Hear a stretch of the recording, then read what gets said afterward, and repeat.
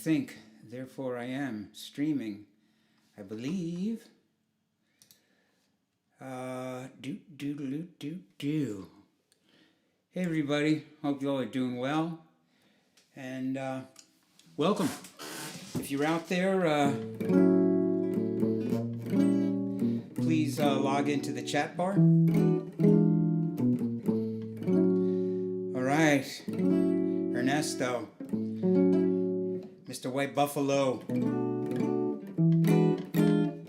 I was checking out those pictures of your motorcycle today. Beautiful. Nice. All right. So while we're waiting for more people to come on, we're doing that. Oh, we're definitely doing that. There. And hope you all are doing good tonight. Like I said, if you're just tuning in, please log into the chat bar and let me know you're out there. Let's see, guitar for the people. Yeah, sure, why not? Jazz lovers, guitar nerds. There, Gibson fans definitely. We're actually starting with a Gibson guitar. There and there. I don't know what that is, but I'm doing it. There. I guess that. There. Wow, Ernie, it's just me and you, bro? So far, just me and you, my man. We're going to have a private little meeting. That. Guitar cover. Yes. Oops, not that. Let me keep going here. Almost done. Approaching the end here. There. My Jazz Times, Guitars Worldwide, Making Music. That's a great group. If you've never done that. Phil is here. Tom, hey guys. All right, good. I'm almost done doing that. And the last one, Pow. Done. All right. So let's get started. What do you say? So tonight, what we're going to talk about is the arch top guitar, and I basically have three examples, and they're pretty different, and so it'll be interesting to take a look at these. And I'm going to start out with this Gibson 165. It's a Herbie Ellis model, Herb Ellis, and the difference between this guitar and a regular Gibson 175 is that it just has one pickup, and it has gold hardware, and has the good tuners, so it's sort of like a fancy 175. It's called a 165, and Herb Ellis model, and you can see that the top is just really just beautiful on this guitar. The back is a beauty, and this is how I bought it right off the rack. I bought this guitar in 1993 or 94. So this guitar is what, 26, 27 years old. And if you don't know, these archtop guitars are not carved. The Gibson 175, 165, those are plywood tops. It's a laminated plywood top, and of course this is maple, and it is they heat it, they wet it, and they press it. They put it on a mold, and so this arched top is not a carved top. And I think the carved top equivalent to this guitar, if I'm correct, Ernie, correct me if I'm wrong, you guys out there, Phil and Tom, that the L4 is sort of the size of a 175, and it is a actual carved spruce top guitar. And this one is not. It's plywood. And what's interesting, I think that the thought of a plywood guitar turns people off sometimes to these instruments, but they're actually very interesting because they have this certain, they just have a different sound. And it's if I roll the volume off, the actual guitar itself is sort of what I would call like dead sounding, right?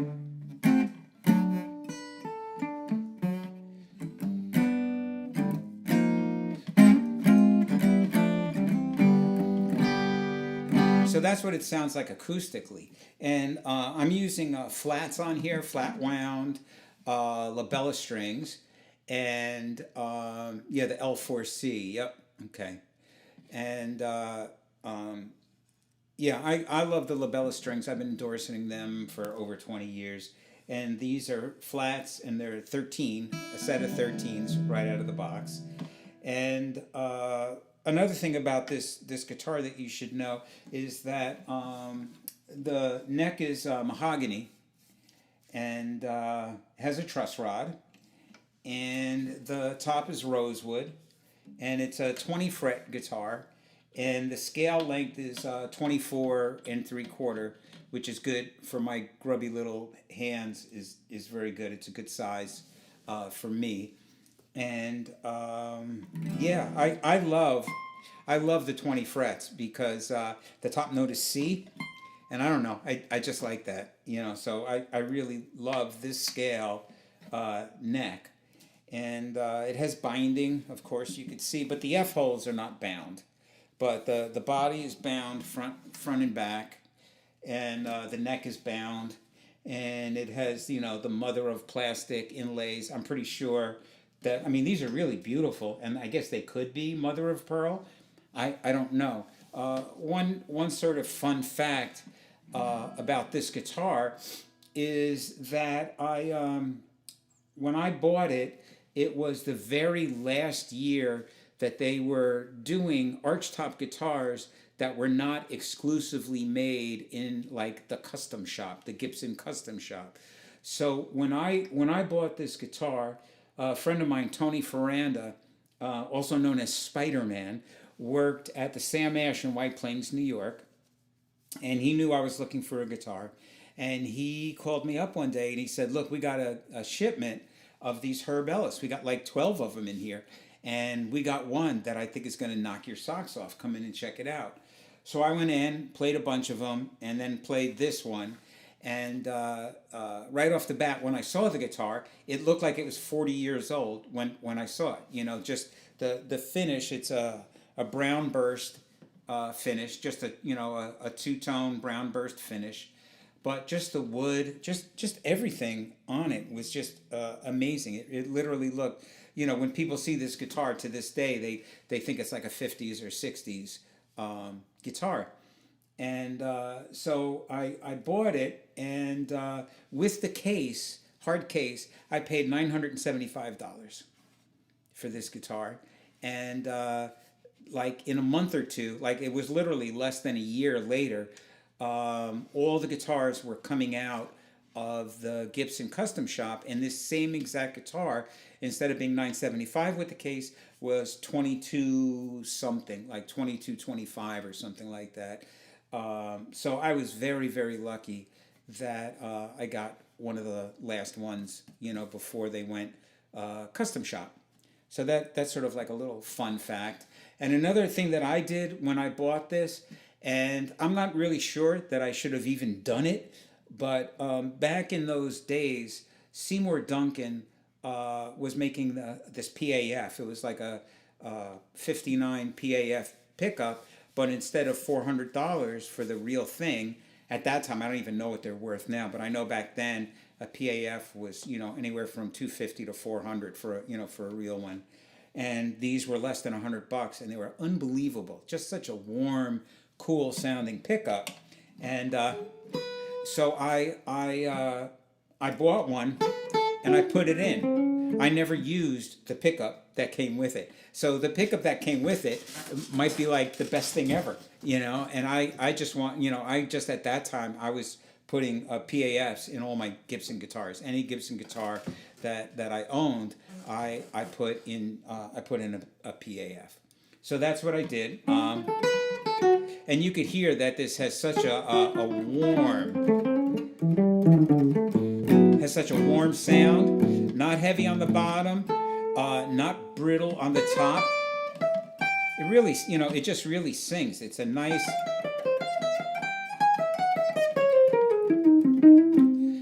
it just has a nice sort of warm honey.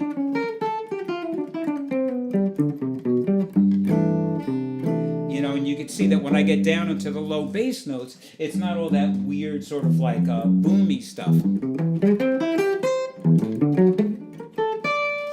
It just really sings everywhere. And I just love it. It's one of those things where it's hard to get a bad sound out of this guitar. I could pretty much plug into any amp, and it always sounds great. I'm playing through a AER 60 watt amp transistor, and I think I have a little reverb on. Yeah, and that's basically it. And I don't know what else I can say about the guitar. Does anybody out there have a Gibson guitar that they'd like to share what guitar they have? Ernie, do you still have any of your Gibsons?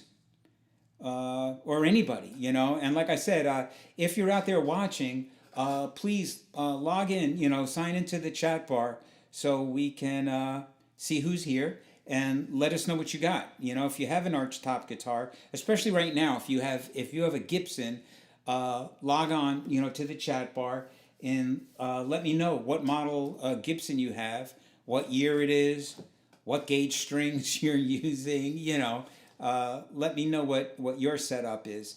I think, I'm not sure if this is I know this is not the original bridge because I wore out. Tom said that he has the Howard Roberts Fusion. Okay. Now, the Howard Roberts Fusion, let's see, I see, okay, a 1998. Nice. And now, I know the Howard Roberts guitar. The thing I remember about the actual Howard Roberts big body guitar is that I believe it had an oval hole. It didn't have F holes. It had an oval hole, which was really, at that time to me, bizarre because I think way back then I wasn't really that hip to the Django style guitars, So the thought of an archtop guitar with an oval hole was strange to me. But, and then they came out with the Howard Roberts Fusion guitar, which is an awesome instrument if you've never checked them out. And let's see, who else? Who else has a Gibson? That's it? Just one Gibson guitar? And everybody out there in guitar land? I can't believe it. I can't believe it. I know somebody else out there has a Gibson somewhere. Let's see, no Gibsons now. Mine looks like your Herbie. Mine has a staggered tailpiece. Oh, nice. Yeah. This is just what they call a trapeze tailpiece, and the original '60s Howard Roberts was an Epiphone. Oh, wow. See that? I did not know. I did not know that. I thought that the original Howard Roberts was a Gibson. That's interesting. The whole Epiphone Gibson thing is a semi-mystery to me, and I find it very interesting where, I knew a lot of players that could play anything they wanted to, and they would play Epiphones, and so it wasn't because like the Epiphone was cheap.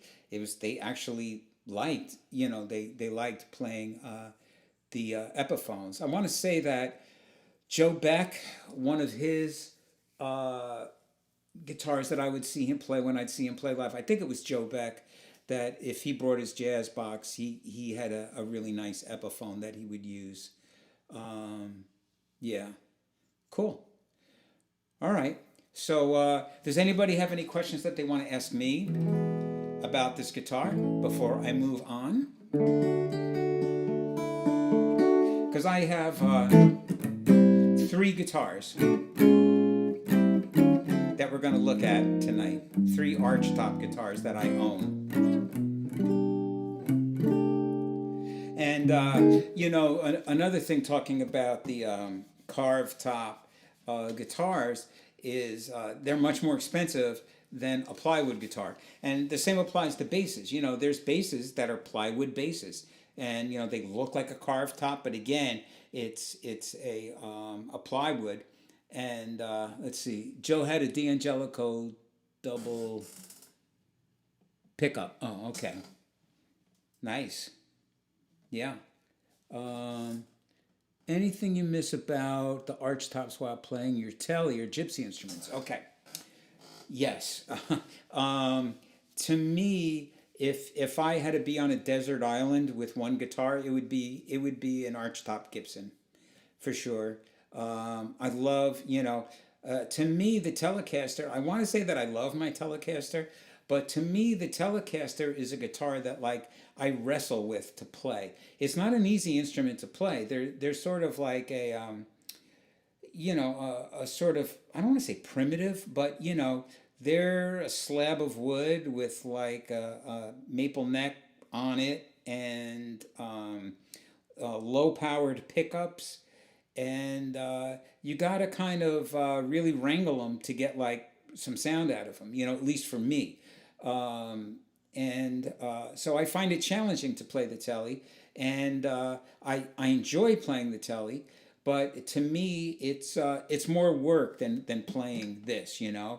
Now Phil said, why do some people put tape over the F holes? Okay, so again, over the years I've seen all kinds of stuff, and the tape over the F holes is to prevent feedback. All right, so obviously with a hollow guitar, if you turn up too loud, it's going to feedback. Now, the benefit of having a plywood guitar over a carved spruce top guitar is that the spruce carved archtop guitars are very thin, and they're tap tuned, and so they vibrate like crazy. So if things start getting loud, they literally start vibrating and feeding back. So in order to cut down on feedback, people would stuff these holes. So some people put black tape over the hole so that the sound wouldn't get in and out and cause feedback. I don't really know if that worked. I think that really what I used to see people do is they would stuff the holes. And they would stuff the inside of the body with, I don't know what, like foam or something. And then what they would do, if they were fancy, they would take a black piece of construction paper and put it underneath the hole here, and the foam would push it up, and it would just look black in here, and you really couldn't tell that the holes were stuffed unless you looked really close, because it just looked black in there. And let's see. Oh, Vin said, yeah, Vinny's here. Hey, Vinny. Vinny said the Strat I play is similar. Wish I had a Les Paul Custom again. Yeah, it's a little bit, it's a little bit more wrestling to to wrestle a sound out of the especially out of the telly. But anyway, so yeah, stuffing the holes or putting tape over the holes, that was all done to stop feedback. And if you actually had a carved top guitar, forget it. One of the great things about these guitars is you can play them fairly loud. I would have to say that I never have a feedback issue with this guitar, because if I have to play so loud that this guitar would cause feedback, I'm in the wrong band, So so I don't have a problem with feedback with this guitar. It's a plywood guitar, which allows you to play much, much louder than a carved top. It's one of the benefits, and it's just the sound. I mean, to me, I prefer the sound of the plywood archtop guitar. I hate to say it, but to me it has that classic dead sort of, nice sweet mid-range sound of the jazz guitars that I love, And another thing too, and this is just a pet peeve, and you guys can let me know how you feel about this, but I don't roll the tone off on my jazz guitar, and I have to say I'm not crazy about that sound. I don't like that sound of where there's no top end. And I know that people do that because they don't want it to be too bright, but if you roll, like if you're like when your pots are all the way open, that's actually what the pickup sounds like unadulterated. And so as you start rolling stuff off, you're really changing the sound of the true pickup, you know. So I try and set my amp so that I can have everything all the way open, you know. And so this way, and you'll notice that when I play with people, I'm not usually turning my guitar up and down, you know. I'm just like, if I'm comping, I'm playing lighter, and if I'm soloing, I'm playing harder. Comping, I play softer.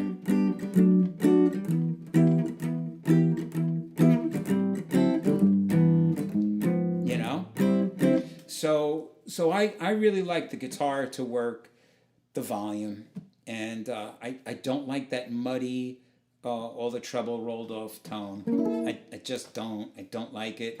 My favorite guitar players didn't have that sound. You know, I don't know where that sound came from and why people do that, because I think none of the classic guys did that. Their guitars never sounded like that to me.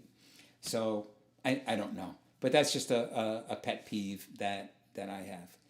All right. What else can I tell you about this Gibson? Or if you guys want to ask me anything else about it. But I think that's pretty much it.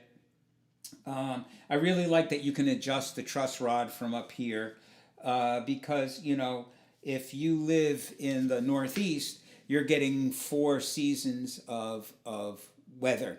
You know, you're getting hot in the summer and sometimes humid, sometimes dry heat. In the winter, definitely dry heat if you're inside, ice cold when you go outside, fall and spring, you know, temperature changes. So these necks, especially in the beginning, can move a little bit, you know, and so it's great to have easy access to kind of adjust your truss rod. And when we talk about the final guitar that we're going to talk about tonight, I'll tell you, I hope I remember, I'll tell you a great story about the truss rod in that guitar, which is unbelievably difficult to access and adjust. I mean, I figured it out, but even now that I have it figured out, it's still not easy to do. And I'm a big fan of working on your own guitar to the amount that you can do it. You know, I think that nobody is going to know the feel of your guitar like you do. Nobody's going to know the exact action that you want, how high you want it to be. So it's really good to be able to do sort of like simple things like, you know, adjust your intonation, you know, so that everything is in tune. Adjust the height of the guitar. Adjust the neck of the guitar so it's not, you know, too far forward. It's not too far back. You know, it's a balancing act. It's a real balancing act.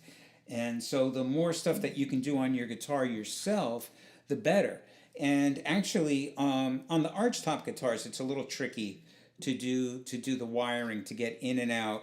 This one is not bad because it's this pickup is in the body. So to do any electric work, when you take this out, you have a big hole here to work with to snake stuff around and do stuff. But it's still not as easy as, say, like working on a Telecaster, where you could take the thing out and there's all the electronics, all the guts are out there, and it's easy to work on. But it is fun to work on your guitar as much as you can. I think it gives you like a good connection with your instrument. I know that sounds weird. But I enjoy it. You know, I really like it. But there are times when I have to bring the guitar to the shop, you know. And so I think what I'm going to do is I was going to do the Gretch second, but I think, believe it or not, since I keep talking and referring to the weirdness or incidents that I had with this instrument, I'm going to go from this guitar, and I'm going to go to what you might not usually consider a archtop guitar, but it actually kind of is. It's not a flat top guitar. So the guitar that I'm referring to is my gypsy guitar. So here is my DuPont Gypsy Jazz guitar. All right, and this guitar is a real beauty, and it has a lot of super interesting features. But the first thing I want to talk about, since we're talking about archtop, is that this guitar does not have a flat top. It's kind of subtle, and it's a little hard to see. Yeah, it can barely see it. But it has what they call a pliage, where the top, again, is heated and bent. All right, so again, this is not a carved top guitar, although this is spruce, but it's not a carved top guitar. It's a heated and bent top guitar. And believe it or not, the back also has a pliage in it. It has a arch. And there are acoustic guitars. The first one that comes to mind is I know that there's a Guild, a D something, that has the arch back. It's called an arch back guitar, go figure. All right? So this guitar is truly not a flat top guitar. It is a arch top guitar. And the bracing in this guitar is strange in that it doesn't have the same bracing like an acoustic guitar. It does not have what they call an X bracing. This has what they call a ladder bracing, where the braces go straight across.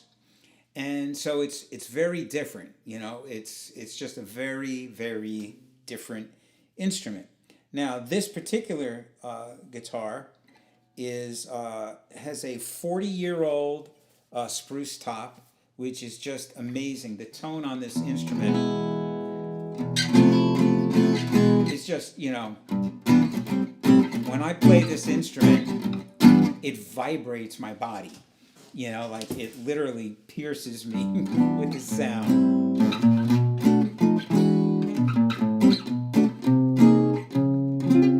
It's just amazing.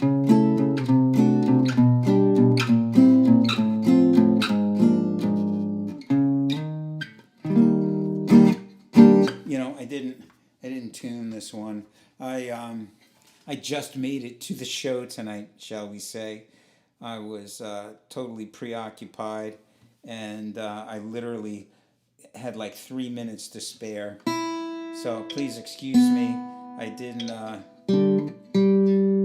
have time to tune. I tuned my first one. I tuned the Gibson, but I didn't have time to tune anything else. All right, it wasn't that bad.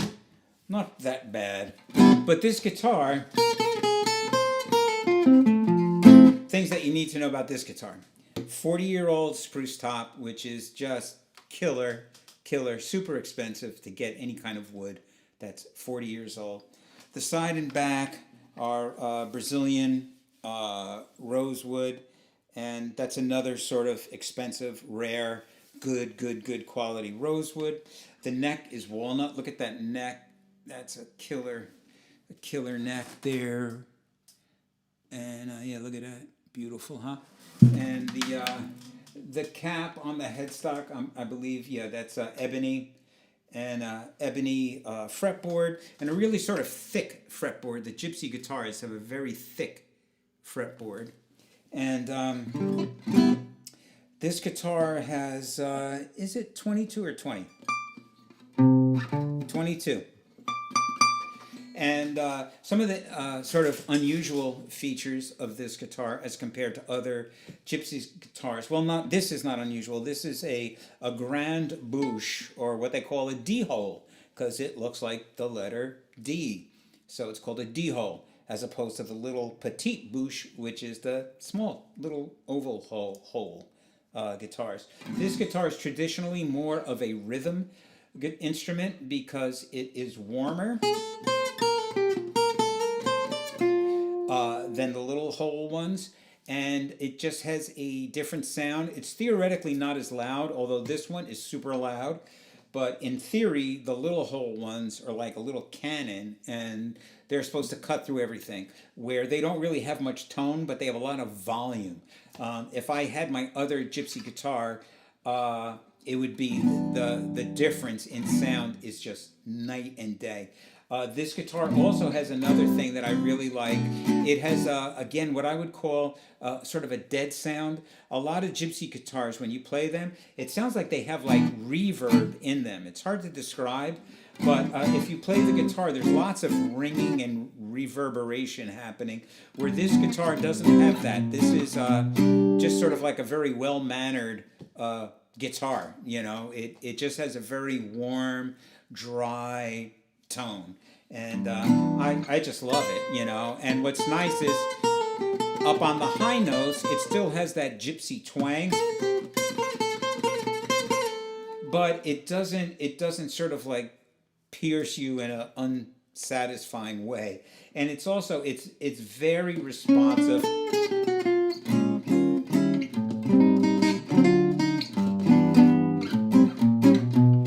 know, it's just nice.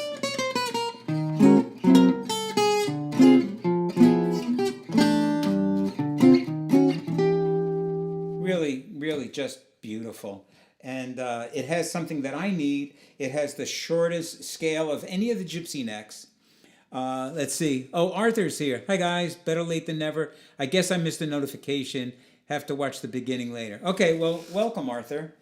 And thank you for logging in. You know, again, everybody that's out there watching, all my Facebook and YouTube friends, please log into the chat bar. Let me know that you're here. And Arthur, we're talking about archtop guitars. We just got done talking about the Gibsons. And now I'm taking a look and telling you that these gypsy guitars are sort of, you know, they're definitely not a flat top guitar. And they have these heated and bent tops that's called a pliage. And so that's what we're talking about here. And I was just talking about the materials. And now the scale length on here is 640 millimeters, which I think comes out to sort of almost, it's a little bigger than a Gibson scale, but not much bigger. And so again, for my little hands, this works out good, because the usual length of the gypsy guitars is 670 millimeters, which I believe is 27 inches scale. And so that's kind of like a baritone guitar. So you're reaching like crazy for everything. And what happens is, after a while, my hand literally wears out, and it either gets super tired and sore, or I get these like arthritic flare-ups, which are really bad, where I basically can't play, and I got to go get like I got to go get a steroid injection, you know, and so it's bad. So I went to this small scale, and I would say the only drawback on this, let's see, Phil says, do you keep your action really low and use light gauge strings? Good question. Okay, so I don't keep my action really low, but I definitely don't have my action super high. I hate the sound of strings buzzing on the neck, because most of what I play, almost everything that I play, except when I play the Telecaster, everything that I play is a clean sound. So I don't want notes to be dead or buzzy. So if you don't want any note to be dead or buzzy, you probably are going to have to raise your action a little higher than the last guy, you know, that has the action super, super low. Because if your action's super low, every time you hit a note, especially if you hit it hard, it's going to plank. You know, it's going to plank against the, you know, the fretboard. So I like to have my action high enough that I can hit hard, and I can hit it hard enough that I can produce good volume, but there you go, 25 and 3/16. There you go. And you know, so I can hit it hard enough to produce good volume, but not buzz. And so the Gibson, I have 13s on there, flat wound 13s, but on here I have 10s.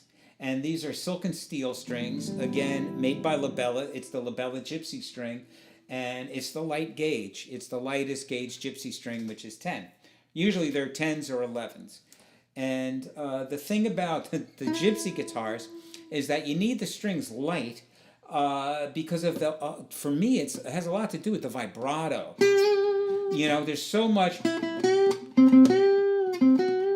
you know, believe it or not, there's a lot of sort of like microtonal bending that you do, you know, half step or microtonal, and a lot of heavy vibrato, and so the strings have to move. And yeah, but when you play these guitars, it doesn't feel super light and weird. It doesn't feel like you're playing like a rock guitar, and especially because the third string is wound. So again, it's not like, it just doesn't feel like a rock set of strings. But yeah, these are very light, and I would say that my action is medium.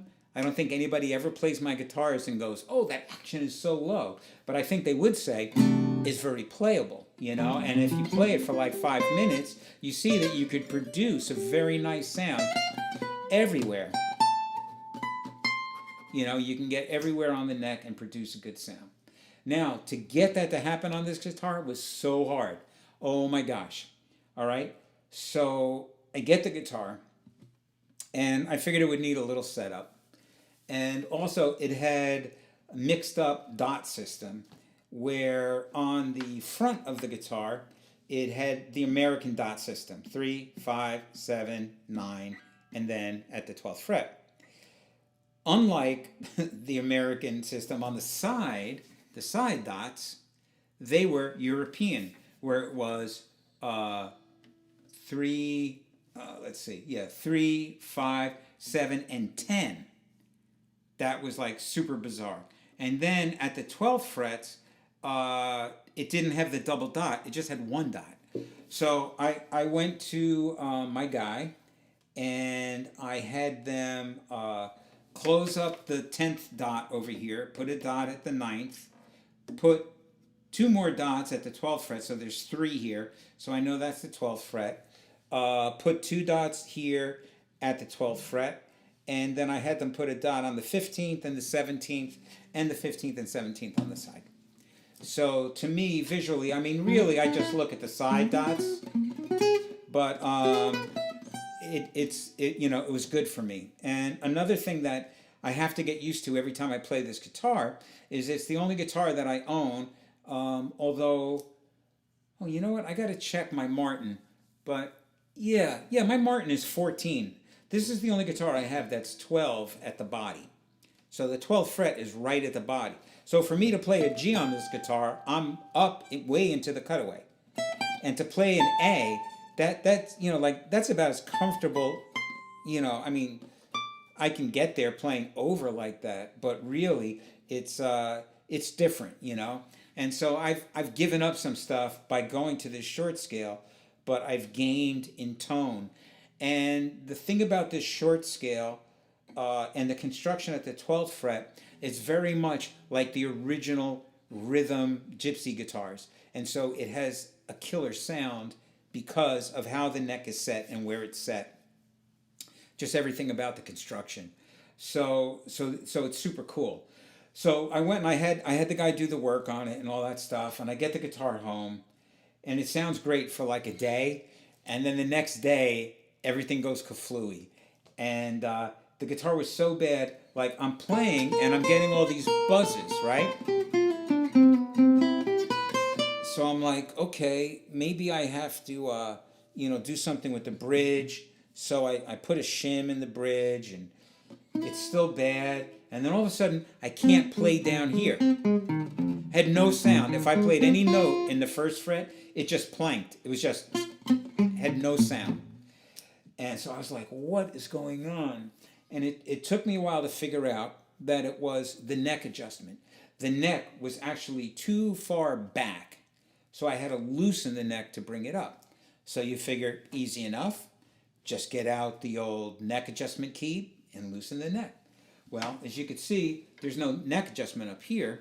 The neck adjustment is in the body. So you're thinking, okay, no problem. Loosen the strings, stick my hand through, and grab the neck adjustment. No. So inside, I told you about the ladder bracing. So there's a brace right here. So between the end of the neck block and here is a brace. I'm like, oh man. And I look, and there's a hole through the brace. And it's going, I'm guessing, to where the truss rod nut is, right? In the case with this guitar was an Allen key with a long extender thing. I'm like, oh, great, okay. I stick the Allen key through there, and I'm fiddling around. It's not working. And we're talking about like 20 minutes of trying to get it to work. So finally, I loosen the strings. I stick my hand in there, And to make a long story short, the Allen key that was in the case I got was obviously not the Allen key for this guitar. It could have been an Allen key for a different DuPont guitar because it had the long thing attached to it, but it wasn't for this guitar. So I figured, okay, now what do I do? So I went and I dug out an Allen key that I thought was the right size, and I had to get my hand underneath this brace and get the Allen key in the thing. So it took me about another 15 minutes to do that, and finally when I did it, I was able to adjust the neck. But it took me 4 times of adjusting the neck and putting a shim in, taking a shim out, adjusting the neck. So it's like I said, it's this like balancing act of the neck forward or back and how high you want the bridge. And I finally got it. It literally took a few weeks for me to get it to where now I'm super happy with it. I'm very happy with the action on here. And I would say that again, it's a medium action. If I had to guess how high it is, I don't know. Maybe a quarter of an inch, maybe. And I'm talking about from the string to the wood, not the string to the fret. But maybe from the string to the wood. From the string to the fret, it's less. But it's, I would call it medium action. You know, I wouldn't call it super low. I can remember as a kid that, you know, the older guys that I would go see play, and I'd ask them about their sound, and they would always, oh, thank you, Take Shelter. I have a Jasmine Songbird from the 90s. Nice. Yeah, man. That, you know, talking with the older guys, they would always say, you know, use the heaviest string with the highest action you can. And I think that there's a lot of truth to that, you know. But again, it depends on the instrument, you know. And so on here, the tens are just they're very cool. All right. So that's the story of this sort of, you know, pretty unusual, beautiful, tremendous sounding instrument that I totally love.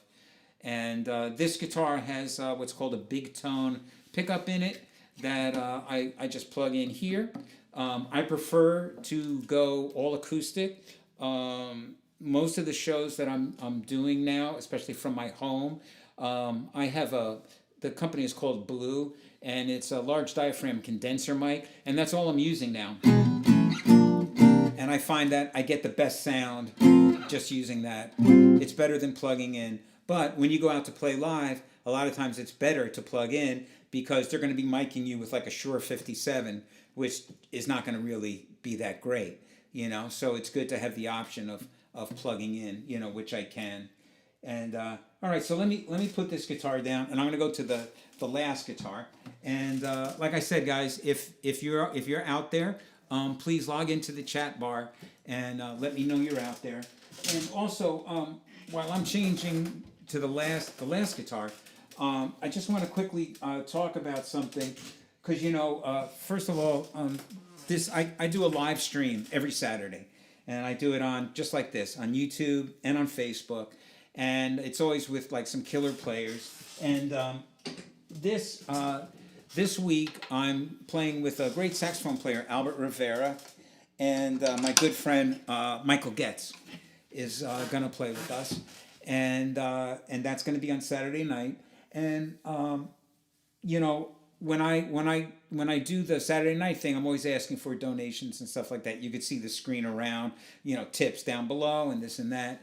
For my Shop Talk series for doing this, I guess what I'm trying to do on here, as far as like helping myself make a living in the new music reality, is I'd like to point you to my website, which is right up there, www.dougmunro.com. And I have a great thing for guitar players. I have a subscription service that can be for anything, you know. Thanks, Take Shelter. You have a good day too.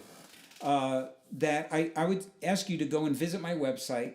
And when you get there, go to the subscribe tab on my website. And you can see that I have a subscription service. And it's a great deal. There's 3 tiers. But the highest tier, which is called, I think, the Ultimate Supporter, is super great for guitar players. and people have been checking it out and subscribing, and everybody is just super happy. We're kind of starting this little community of guitar nuts, and it's $35 a month, which sounds like a lot for a subscription service, but the cool thing is that what you get for that $35, the big ticket item is you get a private lesson every month is included, along with, we do what we call a Zoom hang, where we all get together on Zoom and just talk about anything, any questions. And we also have a Zoom jam session every month, and that's on top of access to all my charts and tab and just everything, hundreds of videos and stuff. So yeah, so I would ask that instead of donating tonight to to this thing that we're doing, and instead of tipping, I would ask that you go and check out the website and see if perhaps that third tier would be good for you. I think I'm only, I think there's just going to be a limited number of people that I'm going to have in it. Once it reaches a certain number, I'll probably start a waiting list, because again, I don't want it to be a thing where it's like consuming my life. I want it to be a part of my life, of sharing my love of music and stuff. But go and check it out. Phil said here something about a Fender Jazz Master. Let me see, what is this here? My chat thing is frozen. Great. I just see, Phil, that you said something.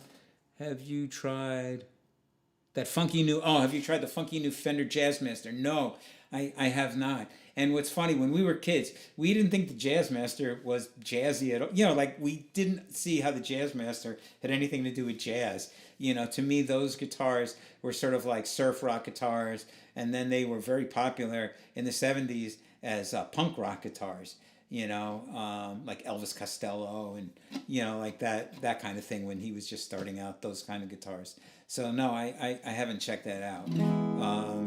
Although I did have a Fender, what was it, a Fender D'Acquisto? Is that what it was? That Fender made some jazz guitar with some famous luthier. I actually had one of those, and I wasn't crazy about it. I wound up selling it. Yeah, it's just, to me, Gibson are jazz guitars and Fenders are Strats and Tellys, Let's see. Oh, Vin says the third tier is a lot of fun and very educational. Totally enjoyable. Thanks, Vin. Appreciate that. Vin is one of our members in that subscription service. And again, I just think it's so financially worth it. It's like you got nothing to lose. And plus, it's not that high pressure thing of like every week, oh, I got to have my lesson ready. Oh, I didn't get to practice. Oh, this, you have a whole month, it's good. Vince says John for Santi plays. Oh, he plays the Jazzmaster now. Interesting. There you go. Red Hot Chili Peppers. Chili. All right. So now let me talk about this last guitar before we split here. And so here is the Gretch G3900 Synchromatic guitar. And this is a reissue. It is, I believe, Korean made. It was made in 1999. And it is a reissue of, I guess, one of their guitars from like the 40s or early 50s. You can see that it's totally Art Deco in every way. Look at the teardrop F-holes. Look at the Art Deco bridge, is just gorgeous. That wood bridge. Floating pickup, mini humbucker floating. Let's see. And again, this is the plywood arch top and maple. Nice. It's not like flamed or anything, but it's really beautiful. And again, I love that, like, brown burst is just really, I mean, this is that the Gibson is more like a honey brown burst, and this is almost more like a yellowish brown burst. And this, I can't tell if this is rosewood or ebony. I mean, it's either really dark, maybe it's supposed to be ebony, and the neck looks like maple to me.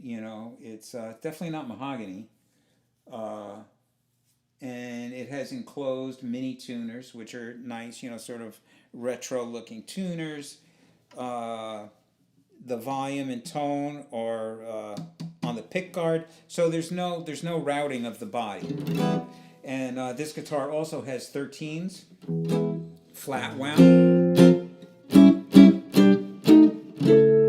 And you can see that this guitar is a totally different sound than the Gibson. Now amplified, the pickup has a very sort of super warm sound, because as you can see, the pickup is way up. The further this way you go with the pickup, the more warm it is. The further you go this way with the pickup, the more trebly it is. And the Gibson has the pickup around here. This has the pickup all the way up there. So it's super warm. But if you listen to the guitar unamplified,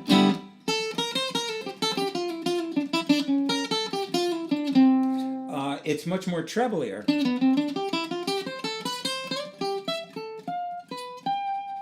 You know?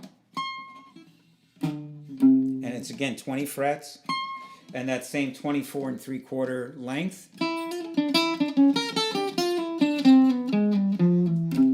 And the body is thinner. It's not as deep as the Gibson. And I don't know. It seems like it's smaller, but it might just be the depth. Yeah, I mean, you can see if you hold them together, the Gibson is bigger and deeper, but it's not wider. It's actually not wider than this one. They're both the same width, but the Gibson body is a little bit taller and a little bit deeper. And so this definitely has more of a trebly.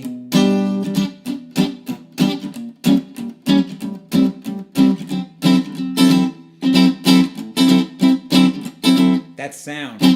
The Gibson does not have that sound, you know? And then when you have the pickup on, you can see how warm that pickup is. And again, I have my treble all the way up. So again, this is, you know, it's a super cool guitar. It's I really love it, and you know, and I've told this story a million times, so I'll just tell it. I'll just tell it one more time real quickly, that a friend of mine was doing an estate sale for his uncle. Had like literally maybe 50, 60 different guitars, banjos, mandolins, and this was in there amongst them. And I saw it and just fell in love with it. I mean, it was absolutely brand new. I mean, I've put more dings on it since I've owned it than since the, 20 plus years he had it. And so I got it. I just really wanted to have it. I mean, it wasn't like a thing like I need this guitar, but I really wanted it. It's different than my Gibson, and I got it for a ridiculous price. He really hooked me up, and I love it. And very similar in construction. Glue. All of these have glued on necks. That are footed and glued, and the Gibson obviously has better wood, quality wood than this, but still this guitar is held together very nice.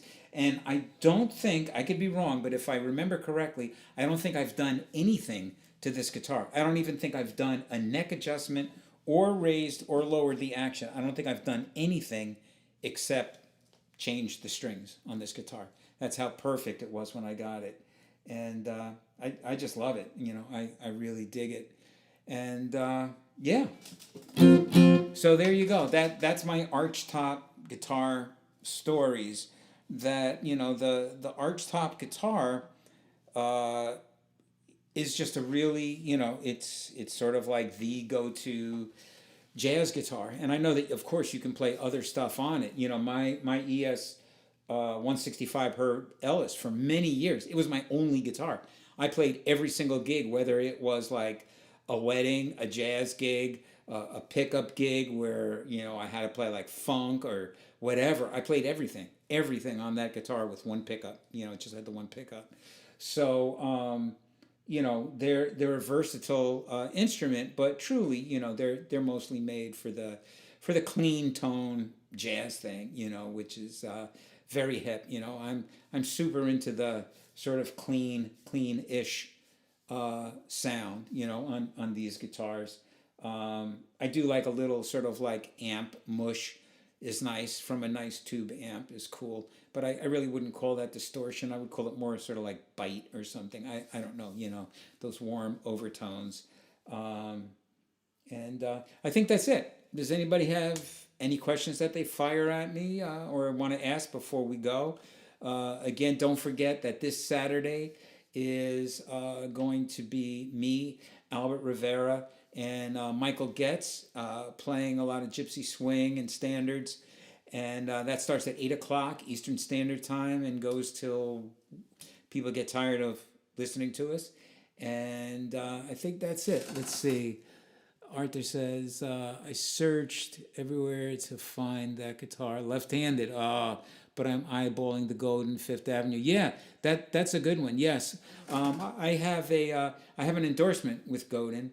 And I've used their Godin multi-act nylon string for, God, I don't know, 10, 15 years. And yeah, the Fifth Avenue is super cool. Fifth Avenue Kingpin is awesome. I love that guitar. All right, Ernie, see you. Thanks, brother. Yeah, so yeah, I think that's a great way to go.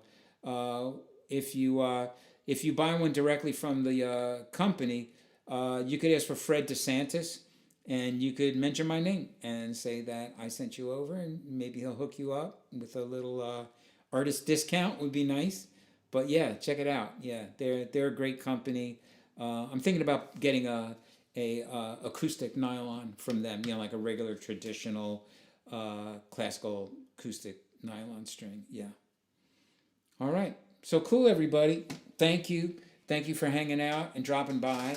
And don't be shy to contact me. Feel free to contact me. My Gmail is up there. Please don't forget to subscribe to my YouTube channel and ring the bell so that this way you get notified. When you go to my website, please make sure to sign up for my newsletter. I send out a newsletter every week, and every week with that newsletter, you get a free download. So you got nothing to lose, everything to gain. So do that. Sign up for my newsletter. Check out my subscription service. It's the greatest deal on planet Earth. And I think that's it. All right. So I'm going to sign off. And thank you again. Thanks, everybody. And we'll see you Saturday night. Okay. Peace. God bless.